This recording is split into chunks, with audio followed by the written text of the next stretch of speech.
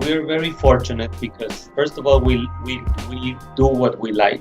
And the second thing that I feel is very, it's a blessing is that we have the chance to know most of the clients from other projects.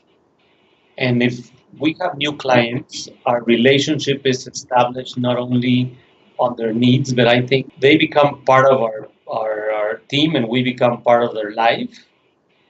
And we try to participate in projects that we feel that we're going to do something good for the project.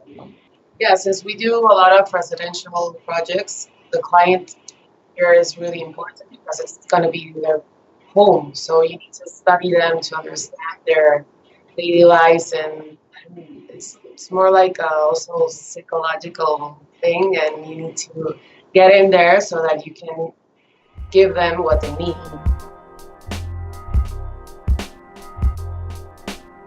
I think the richness in our project becomes with a combination of the materials. But what is nice about what we do is that a simple screen for a door, no, can become a facade in the next project. No? So doing the scale of a screen and then bring it to a facade in a house, and then the other way around. You can do a facade in another house and then do a screen or a door in the interior design for another project. Mainly, it's that using the different scales with that same material. We can do the flooring with natural volcanic stone, and also do a table with that stone with an artisan that's a sculptor, like a sculpture. Yeah. So that's what we like to do with materials. To use them, first select them because of the site and the user, the client, and this everything, but also in different scales. Start, Christina. Well, I think for me it's more what influences what I like to do as my work is the site and the client. I think also for Ezequiel it's the same, so that's why we have a good design chemistry. But if you want, he can explain this right now. But I think, I think I like also vernacular architecture, because we also integrate in our architecture passive design methods, so that the the site, and we can like use the natural ventilation, orientation, different types of bioclimatic factors that are going to help in our architecture. So we're also thinking about those types of concepts. So it's basically the site, and also how you can use locally the materials to form your project or to do your design concept. And then the user also comes in place where you're doing the program for your project or your architecture. So both of those, I think, is really important. I had this idea of doing a boat as a project here internally, and we designed the boat at the outside, and then we did the inside. And through a publication, it was interesting because a client that we have worked with him before, his father was doing a yacht.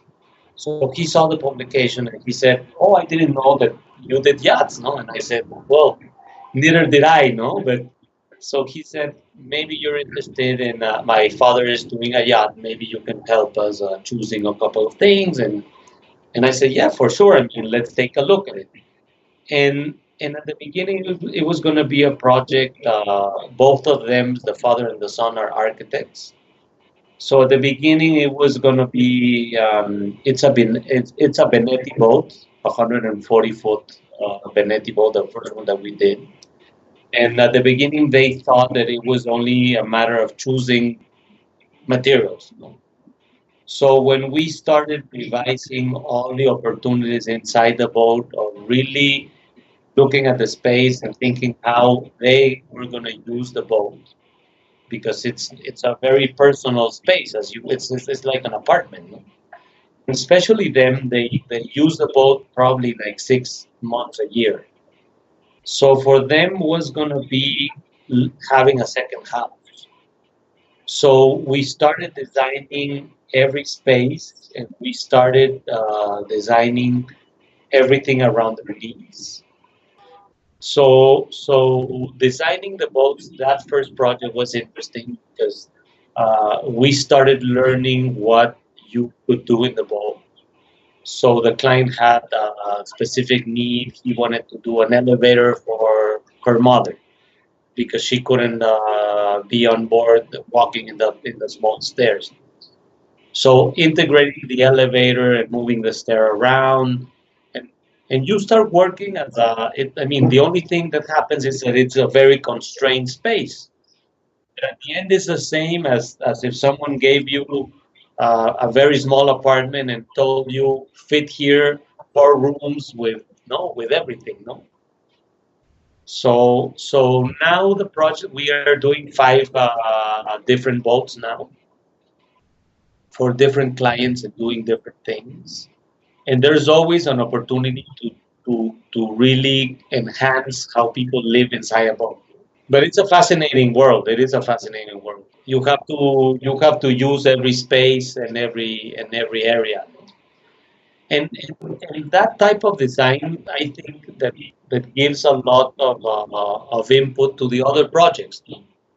Because when you see what you can do in a small space and they give you a bigger space, well, you feel that you have a palace.